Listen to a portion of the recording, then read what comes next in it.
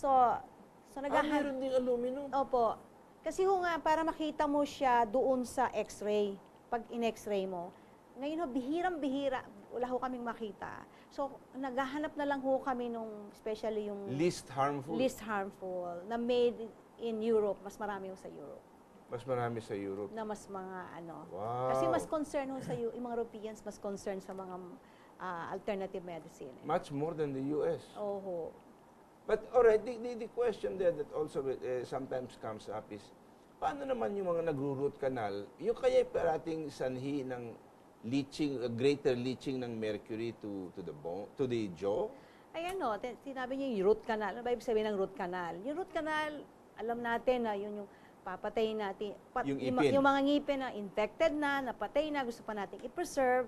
Tama naman ho yan, i-preserve natin. Para kundi, mawawalan tayo ng ngipin, wala tayong pangkain. Ang masaklap ho dyan pag ni-root canal mo na, nilagyan mo pa ng mercury, ng amalgam filling, doble ho problema natin dyan. Okay? Ngayon, ang question kasi ho natin ang root system nun, medyo malambot na, hindi na matigas yun masyado hindi lang po yun. Hindi naman ho kasi napaka-controversial ho ng issue na to. No? Pag sinabi natin ni root canal, patay na yung ngipin, hindi na yan sasakit. Yun ho akala natin, hindi na siya sasakit. At saka nalinis namang mabuti yan. Bakit?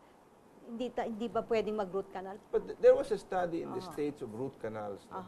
And the general recommendation came out na, if you can avoid it, don't do it. Because ang dami daw, eventually, it came out after quite a few years, na sanhi ng infection sa katawan yung root canal Karaniwan kasi nagpapa-root canal, may infection na To begin with, hindi nalilinis ng maigi. Hindi.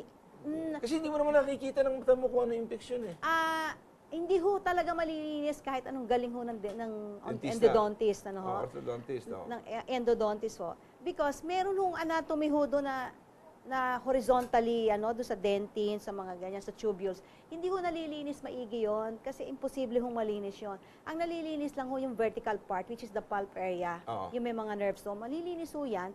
Pero afterwards, nagkakaroon po siya ng tinatawag na anaerobic bacteria na nabubuhay without oxygen. Kasi nga, wala nang buhay yon So later on, nagiging para siyang silent time bomb na later on, pag humina ang immune system mo, maapektuhan ka na naman. And related naman yung particular tooth na yon sa different organs of the body. Okay, so dito natin nakikita na kailangan din pag-ingatan ang proseso ng root canal, no? And you have to be able to go to somebody who has had a lot of experience in doing root canals. Hindi bawat dentista kayang gawin yun Kaya walang guarantee ang root canal. Pag meron talaga nag-i-insist na mag-root canal, sabi naman, pwede ka namin i-root canal, pero sasabihin namin sa iyo yung mga consequences in a biological point of view. Pero siyempre, malalakas pa naman immune system mo, okay ka pa ngayon, pwede natin gawin yan, pero walang guarantee yan.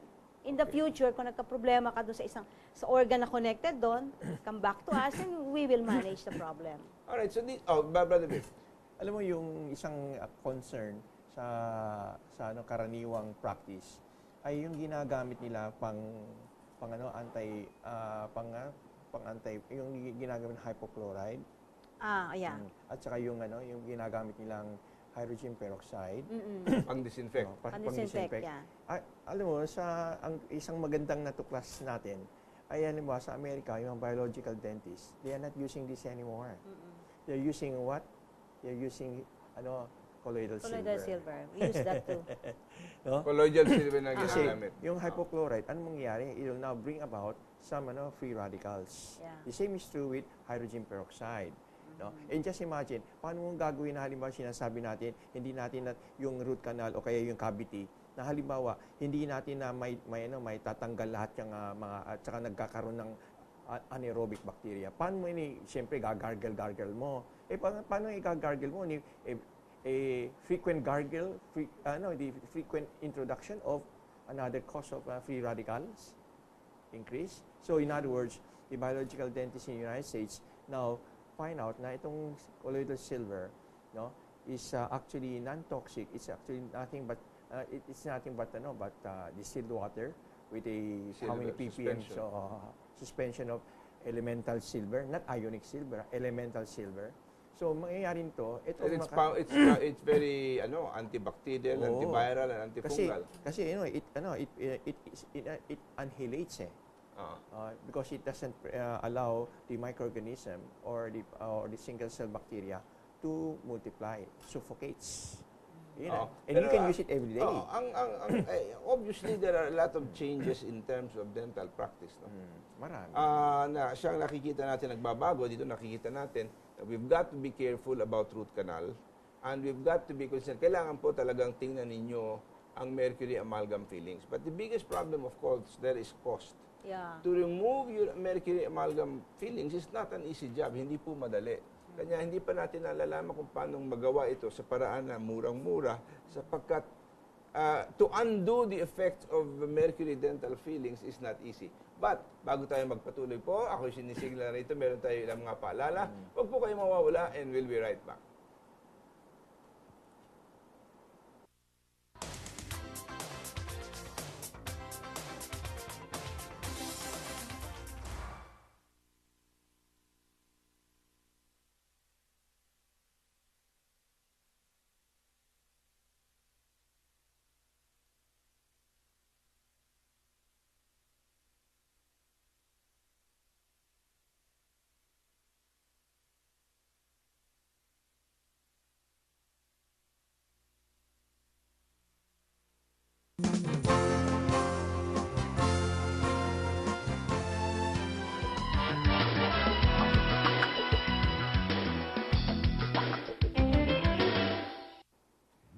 We're babalik po tayo dito. Pakinggan lang, bago po tayo mag-umpisa muli, meron tayong kalusugan tip of the week.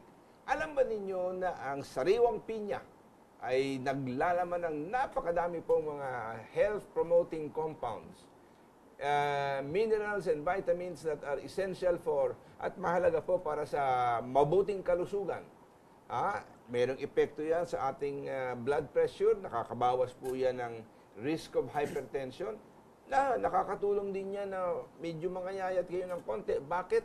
Napakadami pong fiber ng pineapple. So, it also helps ease your constipation. Kung nahihirapan kayong dumumi, nakakapagpaganda rin ng inyong matayan. At kanya po, marami ding vitamin C content po ang pinya.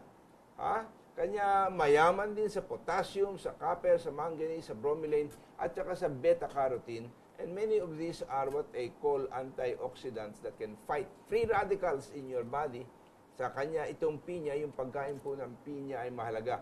There was a time na ang pinya was also considered a magic fruit because of its serotonin content. Alam po, kung umiinom kayo ng noni juice, bago naging popular ang noni juice, pinya ang pinanggagalingan ng serotonin.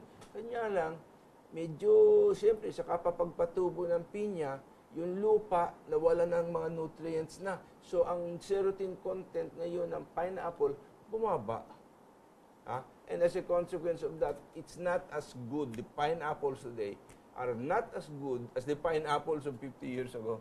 Pero, pang ganun pa man, it still contains a lot of things that you need for your body para ma-maintain po ang kalusugan ninyo sa magandang paraan. Okay, so, kumain kayo ng pinya. Kung makakakita kayo ng organically grown pinya, mas mabuti. Okay, ito, meron na tayong mga text na pumapasok and obviously, it's something that is important to a lot of people. From 0919-707-8794. Magkano po ang cost kung magpa-extract ng amalgam filling sa mga biological dentist? I guess, an approximation simply, no? Meron ka bang masasabi tungkol doon? Kasi, in the first place, bawat isang dentista, iba-iba ang singil. Totoo. Wala namang standardization kasi yan sa cost, no? Kanya lang, ang prayo ko lang sa inyo, pagpunta nyo sa biological dentist, huwag kayong mahihiya magtanong, Dok, magkano kaya? Kasi depende sa dami din ng feeling mo, no? Then, i-estimate ng doktor kung ano kalagayan mo, kalagayan ng health mo, ano yung mga kailangan tingnan sa iyo. But huwag kayo mahihiya magtanong, Dok, magkano kaya po aabutin ito? Para sa ganun, kung kailangan, isa-isa lang muna, para yun maiprogram mo kung nakikita mong medyo mahalaga at mahal yung halaga ng pagtatanggal, yung pinakamalala